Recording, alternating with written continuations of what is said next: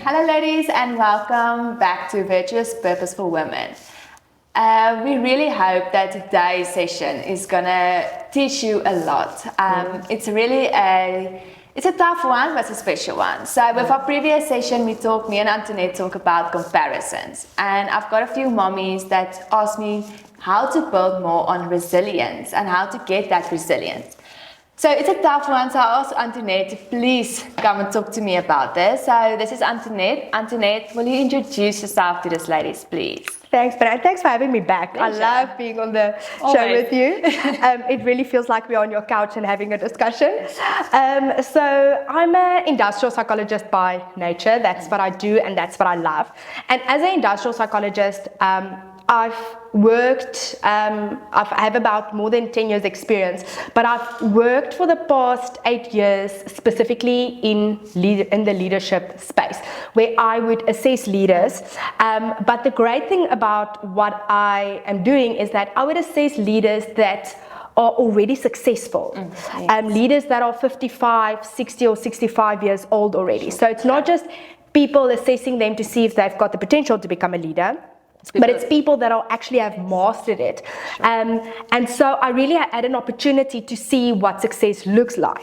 And the big thing is that one of the components that we always measure is resilience. Because as a leader, you have to have a lot of resilience because the business world is very volatile and you need to navigate not just yourself, but a whole team or a whole department or a whole organization through those storms, through that uncertainty. And so I'm a firm believer that if I learn something in one area, I can apply it in another area. And it goes with all areas of life. So I took a lot of the things that I learned from these successful leaders and tried to apply it in my life, especially as a mom and as a wife.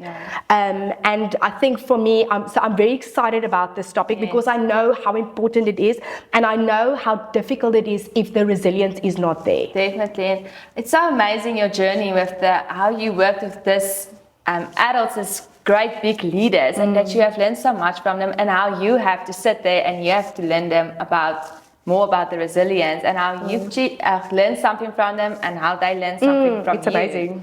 It's really amazing, and I think really God used you in a great, amazing way in that process. And look now you can be here with me and learn this, ladies, about resilience, and it's actually so special. Thanks, Benee. Pleasure. So during your work environment, how you have learned about resilience, what would you say is resilience? So for me, the ideal definition, okay, this is now the perfect definition, okay, as difficult as it is to be resilient.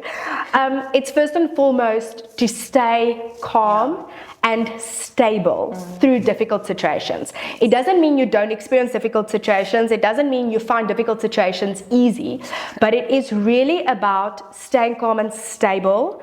And the other side would be to be reactive or emotional. You know, people that don't have resilience tend to be super reactive. In the workplace, it'll be the person that snaps and, you know, that takes everything out on the employees or whatever. And we would always use that example of in war, when you have a soldier, when the bullets are flying. I mean, I think there's not a worse scenario.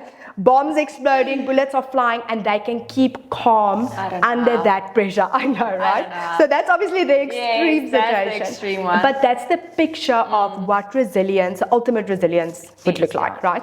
And then I think also to add, so it's about being calm and stable, but then also being able to bounce back quickly. Wow, yes. So when you're going through a rough, whether it's a situation that lasted an hour, whether it's a season that you're going through, people that are resilient don't sit in the corner and cry and feel sorry for themselves. They know how to get themselves out of that rut, or if they need to pull on other people, they know how to get out and learn from those mistakes and go forward.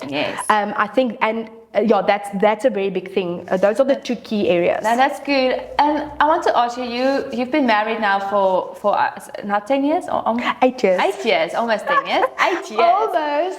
But you've learned already so much. But in the beginning of your marriage, resilience wasn't always there. So why I'm asking is, we are married 6 years now, and resilience for me is still an ongoing process. Still comes times where my flesh wants to take over, and I'm like, no, I'm gonna be strong in this, and we will talk about spending time with God, but that's the only way I'm able to get myself out of that, can I say, victim mindset. But what did you, in your personal, how did you gain that resilience? So I'll tell you how I started out. Yes, But please. I used to be, especially when we got married, I used to be super reactive because I was dealing with a lot of pressure from work. I had a extremely skewed perception of what marriage should look like, and I think that's a topic whole on its own that we will talk about one day. And I remember I would, especially when we would fight, my husband and I, we didn't fight correctly. There's nothing wrong with having a disagreement or having a fight, but it's about how you fight. And I remember in the beginning years, I would be like super reactive, and I would say stuff I shouldn't have, and so forth. And then one day my husband sat me down, because he's a man of principle, right? He sat me down and he said to me, listen, how do you want to have children if you are this reactive? He said, how can I allow my children to grow up In this environment. in this environment and learn this from you? And he said, if you want to have children, you need to get this under control very quickly, for our marriage's sake, but also for the children's sake. Yes. And you know how bitter pill that was to I swallow. can't believe this. When you said, I was like, whoo. Sure. It was, I didn't know if I had to be mad at him. Shoot. But he had such a good point. And so I had to do a lot of internal reflection and so forth to actually get to that point.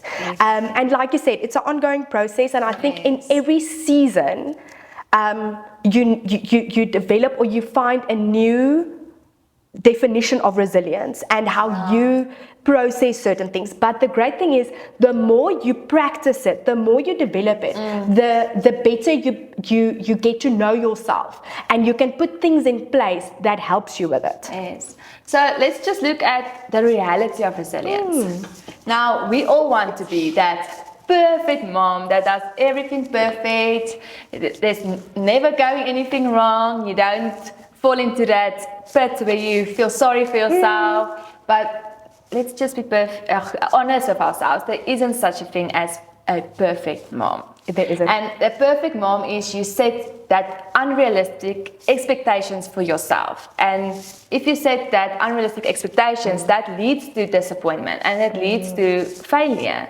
And I don't think that's healthy at all. So that reality of resilience is truly something that we have to grasp and say, listen, there is no such thing as a perfect mom. Yes. And I'm not going to put that on myself. All I want to do is I just want to get stronger every time and try to handle every situation in a better way, if I can say it like that. Yes, 100%. So if you think about life and you think, okay, how is life? And we see life is like a juggler. I've listened something about Daniels. I thought, Antoinette, I don't want to get his name incorrect now. Look at me. So we make a good team, yes, okay? So I listened to a podcast about Daniels, and he said something amazing. He said, life is like a juggler. We're constantly juggling all of these balls, but we shouldn't go for too long without touching a ball. And it's so important 100%. because we have a lot of things going on in life. As moms, definitely. As moms, exactly. So we've got our glass balls and we've got our plastic balls. Yes. And the important thing is that we have to keep those glass balls up in the air. Those plastic balls, yes, they may drop, but the important thing is don't drop your glass balls. Yes. And a glass ball, we will explain all of the balls. So the glass balls is your relationship with God. 100%, So number one. that's the number one, and that's one that you never should drop. The other one is family. Your husband. Your husband. Not extended not family. your husband. And children. And your children. And then it's your health. 100%. It's so important, because if you're not healthy, you don't look after good after yourself, you feel tired, then you can't be there for the rest of the stuff. 100%. And then Purpose. That's Yes. a big thing, your Yes. purpose. So that is your glass balls. Yes, I definitely, that's definitely the glass balls. And what would you say are the plastic balls? The plastic balls is your, let's say your everyday life stuff, like your house, the cleaning, the making food, the, what do you say more? Hobbies, and that's hobbies, extended family and friends. Extended family and friends. So plastic balls is things that you can let go. But remember, don't go for too long without touching it. That's the important thing. And I think that's what I took out from that podcast of Darius Daniels, is you can let the balls juggle, but don't go from too long without touching a ball. That's the important thing. And if a plastic ball drops, like you said, don't go too long without touching it. So when it drops, make sure you pick it up as quickly as you can. And leave it. Yes. And I think it's also about having grace with yourself, and it's getting back to that unrealistic expectations. Yes. So I think it's, for me, there's a very fine line. And I'll be honest with you, Benee, because I've walked a journey with so many people over the years. And there's a difference between I'm trying everything I can, and sometimes trying everything it looks different every day. And sometimes if you're going through a difficult situation, your best is maybe 10% of what it was 2 months ago. But at least giving everything, and then giving yourself grace for the stuff that you did not get right. But you should not fall in that trap of using the fact that we are not perfect. Don't use it as an excuse not to even try. Because I've seen it so many times. Then people come to me and they say, I want to change my life. So true. Yeah. And then when we start having a discussion, people get so many excuses. They fall in a trap like, it's okay. Yes, or you don't understand what I'm going through, and and I'm thinking there's a difference between trying everything and having grace and say, listen, today the house is chaos. I didn't get to it. Today, like, I sent my children, like this morning, I took my daughter, I woke her up, she's in her pajamas, changed the diaper, put her in the car to go to granny. I didn't even dress her. And I'm like, it's okay. It's fine. It's not the end of the world. I don't have to have her all dollied up every single time, right? Yeah, but that's having grace with yourself with it. That's the thing, is there will always be something that's lacking. 100%. And that's okay, but don't let it lack for too long. Yes. For instance, when work gets tough and there is important things that happens in your work, you're going to focus on that, and sometimes then it's going to be a bit chaotic in your household. It's going to be chaotic with the food and the cleaning of the house, but it's okay. That's when you have that grace for yourself and say, listen, it's fine. It's just for this 2 days or 3 days. I will get back to it. It's a season. It's a season. It's something, and that's the important thing, is to remember it's seasons. It's not going to be like this forever. 100%. That's when you have to have grace for yourself. Yes. Definitely. Yeah, so I want to know any strategies that you have learned during these years to develop that resilience, because we all want to have resilience, but we don't know how to develop that. How do I develop resilience in my life? That's such an important question. So I've got 5 strategies. I think there are many more strategies, but these are the 5 that I've seen personally work in my life. And not that I do everything perfect, but I can definitely see that I have progressed in these areas. And the first thing, and again, I will always say it, it comes down to mindset. Okay? I know. And I have this belief, and I'm going to make a statement, and I really don't want to put pressure on moms that are going through a difficult time, and that's really not my heart. And that's not what this is about. This is definitely not what this is about. Yes. But it's about becoming better, right? And sometimes we need to have a direct conversation. Yes. Life gets more difficult as we get older, okay? And I saw it in leadership. It's one thing if you're a leader over 10 people versus a leader over 100 people, okay? Yes. It's one thing to be a wife. It's another thing to be a mom of 1. It's another thing to be a mom of 2 or 3. It's another thing to have this career and be a parent. So life tend to get more difficult as we progress. Now the thing is, my logic is, if I cannot master my current phase, my current level, what is going to happen in the next season, on my next level, right? If you're in grade 1, if I'm not mastering grade 1, I I'm going to struggle in grade 2. And this is the thing with life. At school, you first need to pass the test, good, yes, and then you move to grade 2. If you don't, you stay in grade 1. But with life, your children grow up. Yes, this is good, yes. Right? Life is going to move. But it's principle in the Bible. You need to become better. God's going to put you through that test, and He's going to keep you there until you say, okay, listen, this is a test, I need to get through it before He's going to take you on to the next one. It's 100%. And you must think, if your children are progressing, what other areas will then lack or stagnate because you're not progressing to the next level, right? That's good, yeah. Because and that's the thing, right? And as women, I cannot believe I'm going to say this. As women, you cannot be unevenly yoked with your husband. No. Right? That's a big thing in our household. My husband always tells me we cannot be unevenly yoked. So that means if I am not progressing in my current phase, he won't be able to progress in his. Otherwise, it's going to... Exactly. We cannot be unevenly yoked. So for the sake of myself, for the sake of our marriage, for the sake of the vision for our family and the vision my husband has, I need to be able to progress. And keep up. Yes, okay. So that, like I said, I don't really want to put pressure on moms, but we have to change our mindset around it.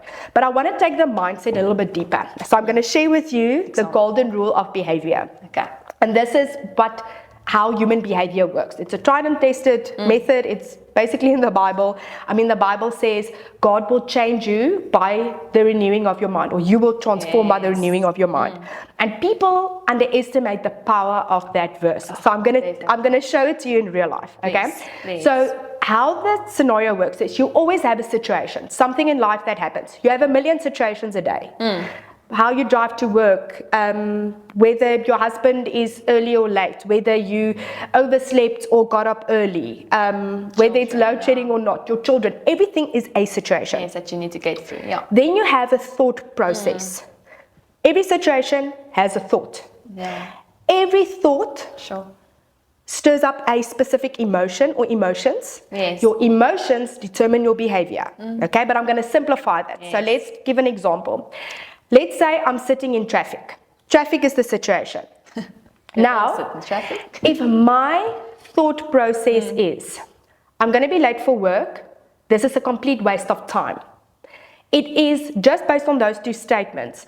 The emotion that is going to stir up from that is going to be anger and frustration. Yes. This is why people get so stressed at work. And I've seen it. Then I would have these counseling sessions with people, and you would see they get so stressed. By the time they get to work, they're so stressed. Because that's the beginning of their day. Exactly. And when they drive home, that's how they get home. Yes. So, and it's because they have this frustration and anger, and that's where you get road rage, right? Yes. Now, when I decided to work in a different city, I think I worked in Johannesburg for 5-6 years. Yeah. And I commuted between 45 minutes to an hour on a good day, one way. On the road. On the road, one way. With traffic, easily an hour and a half, okay, one way.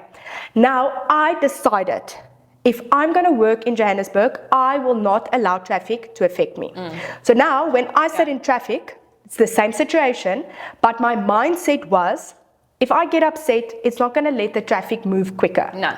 It is not. True. It's not going to affect, if there's an accident, it's not going to help the accident clear up quicker. I'm stuck there. That's how it is. Okay? I can manage it. If I've got a meeting, I can phone and say I'm going to be late. And if they're upset on the other side, there's nothing I can do about it. People tend to be very lenient if there's an accident on the highway. And if it's a meeting that I can call in, I would do that. But other than that, I would manage it up front. So then so my mindset is being emotional is not going to help. And then second of all, I'm going to maximize my time in the car. Yes. I would either call people that I don't always would have time to call because I was super busy at that time. I would send voice notes, or I would listen to a podcast or a sermon or whatever. Put everything off and just have a quiet time. Distract yourself from your current situation. Exactly. And so automatically, because that's my thinking, my emotions are automatically more relaxed, more calm. So when a taxi comes and pushes in front of me, I don't get upset. I don't get frustrated. And by the time I got to the office, I'm like super chilled and relaxed. By the time I got home, Same. It's the same, right? And it just points to, it's the same situation, different thinking stirred up different emotions. And it's such a small thing. Exactly. But it can make such a big difference. It makes all the difference in the world, and we have the ability to change our thoughts. We have the willpower. God gave us the authority. Exactly. Right? That's why you say take captive each thought. Right? Now the thing is, when it comes to, say for example, you're now at home, it's you came home from work, now you with the kids. Because that for me at this stage, I think is my biggest struggle. I'll be honest. It's the afternoons because my daughter is she's 2, and it's obviously now that difficult stage. My husband isn't home yet, and I'm going through morning sickness because I'm expecting number 2. So for me right now, it's those couple of hours that I need to manage. Right now, if for example my husband is late, if I have or my child is acting out. If I have a victim mindset, okay, so my children is throwing a tantrum or whatever, if I'm thinking, why am I in this situation? Why do I need to sit here and deal with this? Why can't someone else be here to help me? I rather want to do something else, but my children is preventing me from doing it. I want to get ready but I can't. I want to just enjoy my coffee, but I can't. I want to make dinner, but I can't. Right? Now that victim mentality, you can already, just hearing those thoughts. And that emotions that's going to come out. Exactly. So you get so frustrated. You're operating from a place of a victim mentality. And listen, I can say this because I was there. And it's still sometimes something I work on. But if I'm with the children in the afternoons, I'm tired. It's been a long day. And then my husband doesn't come home, and I'm like, listen, sure, this is really getting late.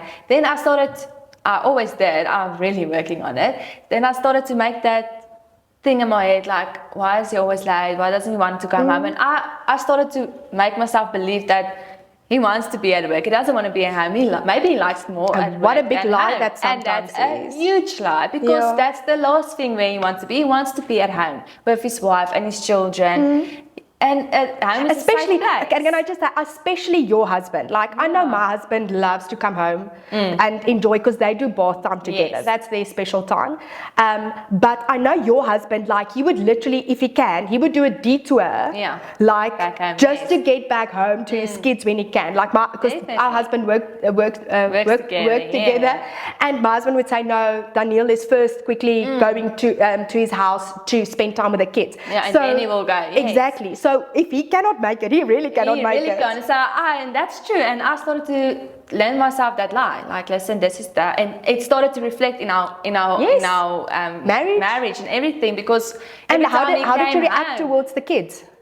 Not good, because I was angry, and I even caught myself saying, "Oh, Dad's late again." And I understand now I'm putting this in my children's mind, and that's wrong. Yes, 100%. And I learned I started to teach myself, listen, Benee, your husband really wants to come home. So I tried to change that mindset. And I was like, listen, he wants to be at home. It's not like he wants to work late, but he's an entrepreneur. He's building business. He has to do this for our family. And not just your family, for others, right? I think that's sometimes like the biggest responsibility is that I had to learn exactly like that. If my husband doesn't bring in money, he cannot pay the other people that's working for him, right? Definitely. And I think that's where the mindset needs to shift, because if you're in that victim mentality, that's when you will get reactive. You will come from a place of being snappy and over emotional, right? And that's my strategy is always twofold. Never underestimate the power of being thankful and positive. So thankful for me would be, I appreciate the fact that my husband is working late, because he's working to take our family forward. I know there were times when we started out, we were like literally turning over the pennies and making sure everything worked out fine. But he put in the hard yards back then, and he was diligent then, and he would work exceptionally hard so that we could get ahead as a family now. And for me, so I constantly just say, I'm so thankful, and I teach my daughter that. And just to think, that's a big task. If I think about it, I don't want to be a man to have that responsibilities, because it's huge responsibilities. Think that you have to carry everybody in that household, you are responsible for their future. You're responsible for how you're going to set your children in front. They have to think of all of that the whole time. And luckily, 100%. we don't have to do that. So I've listened to a podcast about Lisa Pavia, and she said a thing that really stirred something and made me think about stuff. She said, our husbands is not there for us to find joy. Yes. So we shouldn't have our husbands to help us with but to find joy, to find that happiness. We should find that happiness and joy on our own. We're all our own person. And God spoke to her, and God told her, every time you are getting angry with your husband, you want to find a joy, go rather to a place with me and go and pray with me, sing to me, tell me how much you love me, how much that gives you joy.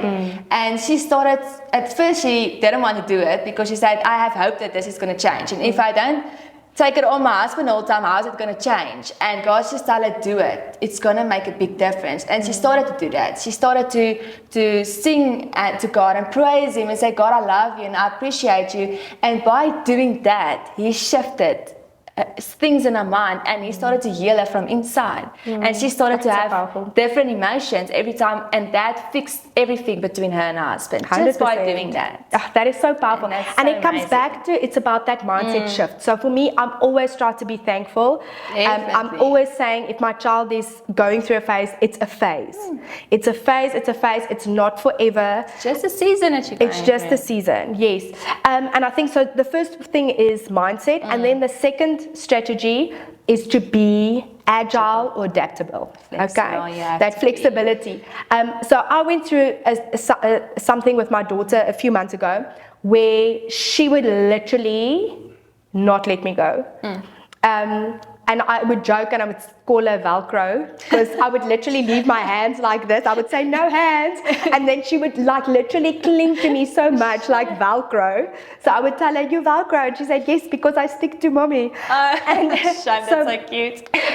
And I went through this phase where she didn't want me to put her down at all. So the moment I would take over in the afternoon, she would cling to me. And I mean, she would sit in my lap to build a puzzle. She would literally oversharing. If I went to the bathroom, she would sit on my lap. Like, I couldn't put her down for anything.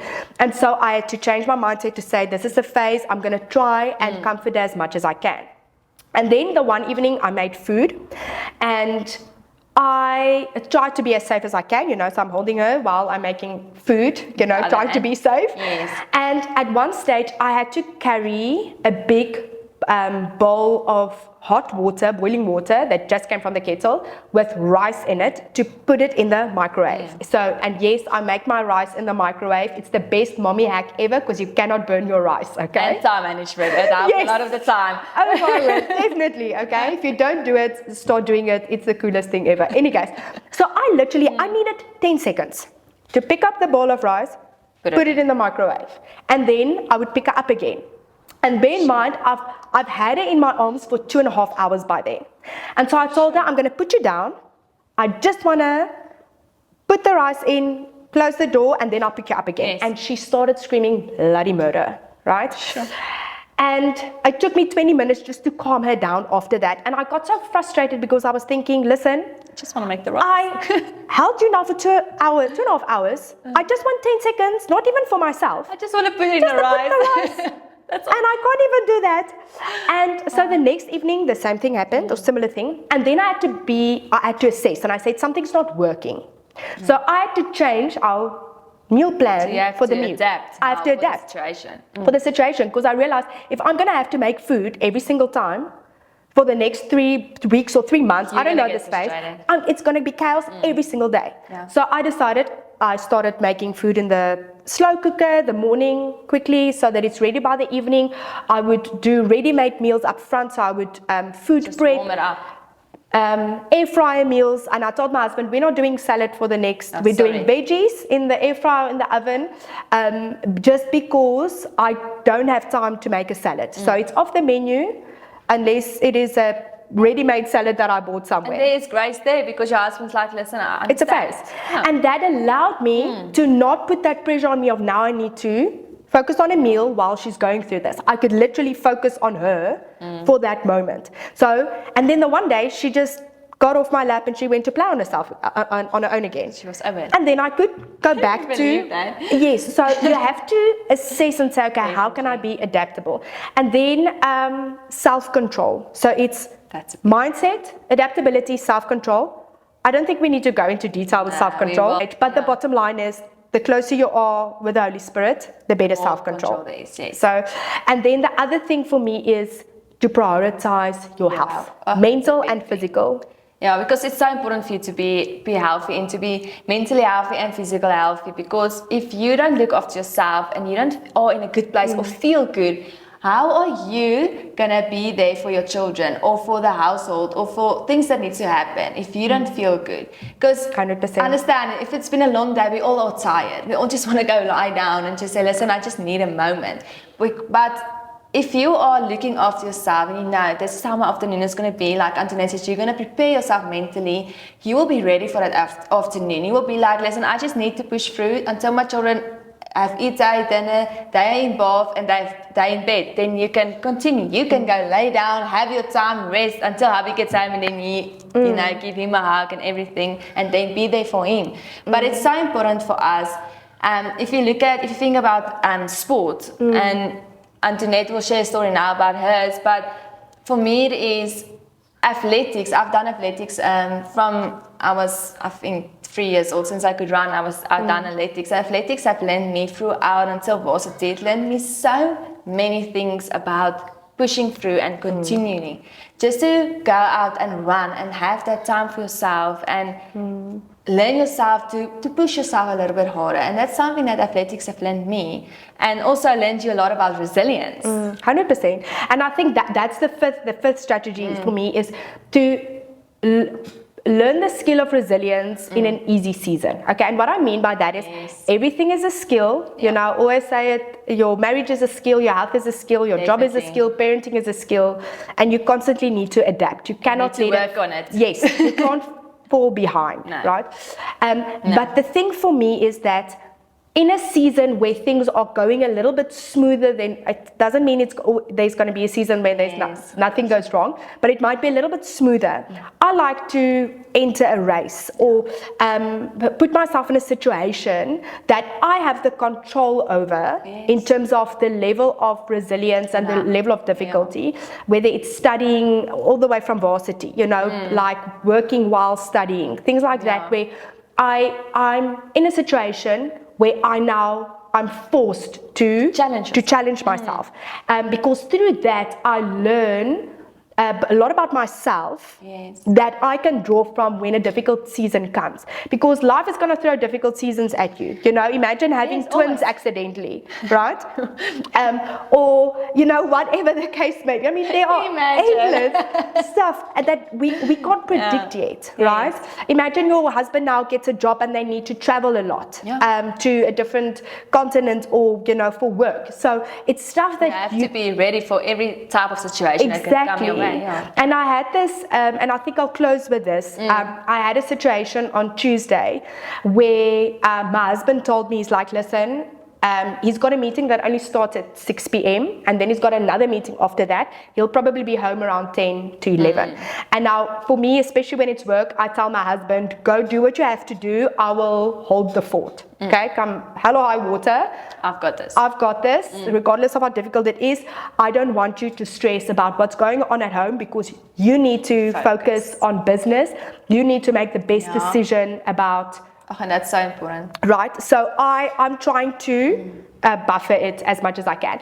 And I remember Tuesday, I was so sick with morning sickness. And I was literally, I had so bad stomach cramps and the nausea, and I don't like throwing up in front of my daughter. I tried to, you know, because otherwise she keeps asking me, she's like, Mommy, are you okay? And I don't want her to associate me with being sick constantly. So I try to put up a brave face as much as I can. And in any case, so, and she wanted to play outside the whole time. So she wants to go on trampoline and she wants to take a walk around the house, and I'm just like, she wants to be active. And she wants to climb on me. And I am just like, I just want to lie on this couch And like, I don't do the TV thing much. I really don't. I try to avoid it as much as I can. But in that moment, I'm thinking, I would love to put on a 2-hour movie for her right now. Right? So I can sleep. That's where I was, right? Just so I can lie on the couch next to her. In any case. And so my mindset was, I remember when I did an Ironman way back when, long ago. And an Ironman is a triathlon with swimming, cycling, and running. Yes. And I remember I got a stomach bug during the swimming, and I didn't know it. So by the time I was running, I was feeling so sick, and my husband actually told me, he's like, please, can we stop? No one is going to think the worst of you if you give up. And I told him, I've sacrificed too much to give up now. I am going to push through this 21 kilometers until the end. Until the end. And it's only afterwards where they had to give me a drip, and I was booked off for 3 days and vomiting like crazy, that I realized I had a stomach bug, right? But I remember Tuesday evening, I told myself it's 2 hours. 2 hours from now until my daughter goes to bed, I just need to focus on putting one foot in front of the other. And that's what I did. Like you did in that race. And that's what I did. And I was like, my husband is working late because he is providing for us as a family. He's taking territory. He's taking ground. I am putting one foot in front of the other. And it was super horrible and it was yucky. Yeah. But I remember when I put her to bed, I was like, now I'm going to tap out. And I think he got home only at 11. And then I told him, please make something in the air fryer for yourself. If you're hungry, I'm not going to get up right now. And that's okay. He was super graceful. But for me, the bottom line is build a skill in an easy season so that when you're going through a difficult season, you can draw from it. It's the same with faith. Yes, so important. Yeah, definitely. That's how you have to practice your faith, because faith without works is dead. So it's the same with your resilience. You need to work on that and 100%. Build on that the whole time. Yes. And it's so important. And thank you, Antoinette. Thanks. I appreciate that you share your journey with us and what you're going through and how you have learned resilience, and also in your line of work. Your expertise. Thank you that you shared that with us. I really hope that this really helped every single one of you moms to help work on your resilience, to help build that resilience. And remember, most important thing is to have grace for yourself. It's a learning progress. And if you fall down, remember just to get up. We all are, there is times where we fall down, but the important thing is that you have to get up and get going. Just try, like Antoinette says, sit one foot in front of the other, and that's the most important thing. We really appreciate you, and we will see you definitely on our next podcast. I will have Antoinette here again with me because, yes, I just love your advice. Our conversations. And our conversation is always so fun, so you're going to see those faces definitely again. But see you next time. Bye. Bye.